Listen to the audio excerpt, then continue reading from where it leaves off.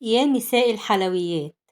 يلا بينا ناخد بريك من فيديوهات اللحمة ونبدأ كده بقى نعمل شوية حلويات يعدلوا النافوخ. هنعمل النهاردة الجاتو شاتو بطريقة سهلة وبسيطة، بجد تحفة وجميلة وطريقتها سهلة جدا. شايفين الجمال؟ شايفين قد ايه هي هشة؟ بجد طعمها تحفة. يلا نسمي الله ونشوف هنعمل ايه. اول حاجة انا معايا 3 بيضات، طبعا بدرجة حرارة الغرفة، وهنزل عليهم كده بربع معلقة صغيرة من الفانيليا، ممكن نحط فانيليا سايلة عادي، وهحط كوباية ونص من السكر، والمج اللي هشتغل بيه هو اللي هشتغل بيه طول الوصفة. أظن المج ده موجود في كل بيت، فالكوباية اللي هتعيري بيها عيري بيها طول ايه الوصفة. هحط كده مج برضو من اللبن، يبقى أنا حطيت كوباية ونص من السكر على 3 بيضات على كوباية إلا ربع من الزيت ومج من اللبن. هنا حطيت شوية خل، يعني أقل من ربع معلقة. هدوب كله كده مع بعضه لحد ما السكر يدوب معايا. طبعا السكر ده على حسب احتياجك، ممكن تقللي زي ما انت عايزة، ممكن تزودي زي ما انت عايزة. هنا حطيت 3 مجات من الدقيق، هنا نزلت بأول كوباية، وأهم حاجة اللي احنا ننخلها كويس بالمصفى. دي تاني كوباية برضو. لو تابعتيني لحد هنا ما تنسيش اللايك والشير والاشتراك في القناة عشان يوصلك كل جديد. وننزل في التعليقات نصلي على النبي، واهم حاجه نحط اللايك هو اللي يرفع الفيديو. ده تالت كوبايه، يبقى انا كده حطيت 3 كوبايات من الدقيق. هو المفروض هنا كنت حطيت الكاكاو وانا بنخله بالمصفى، بس انا كنت نسيت قلبتها قبل ما احط الكاكاو.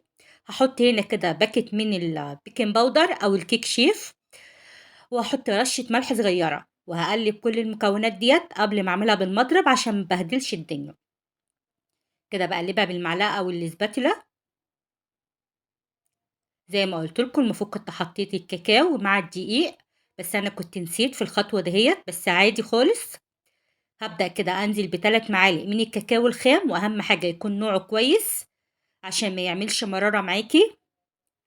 واقلب كده بالمعلقه، بعد كده هنزل بالمضرب اليدوي. حابه تعملي كل المكونات دي في الخلاط تمام مفيش مشكله، بس انا بستسهل المضرب اليدوي.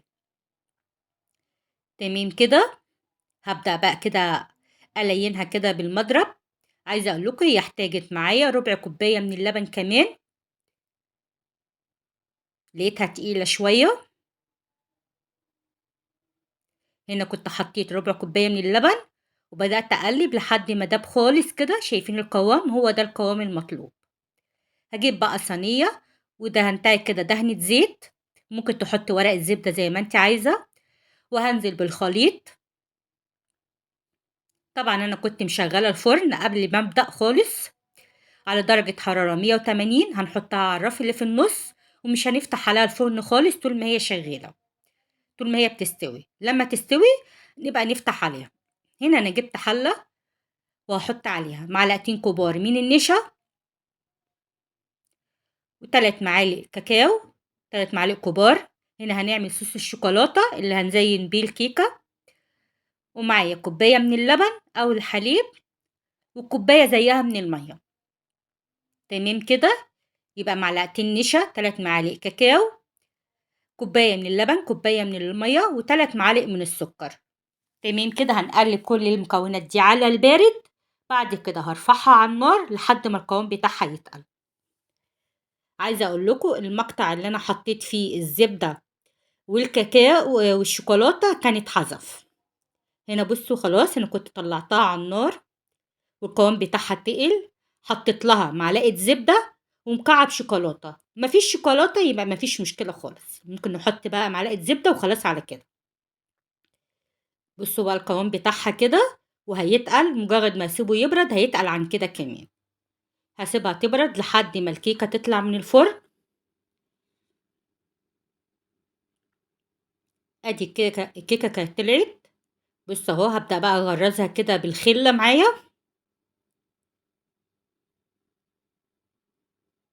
دي كده بعد ما بردت هنزل بقى بالشوكولاتة وابدأ كده اسويها بالسباتولا.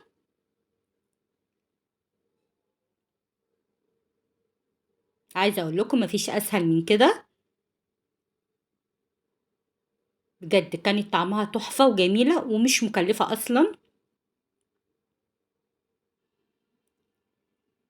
تاكليها بقى كده مع كوباية الشاي بلبن او كوباية النسكافيه، تفطري بيها الصبح، تتسلي بيها كده ساعة العصاري، بجد تحفة وجميلة.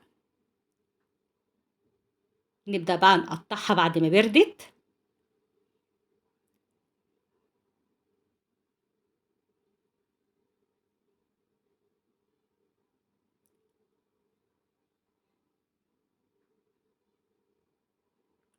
اهم حاجة ما تنسوش اللايك. شايفين بقى الجمال قد ايه كده، عالية وهشة وجميلة. يلا اتمنى تكون الوصفة عجبتكم، واستنوني في وصفة جديدة من وصفات لومة، واشوف وشكوا على الف خير.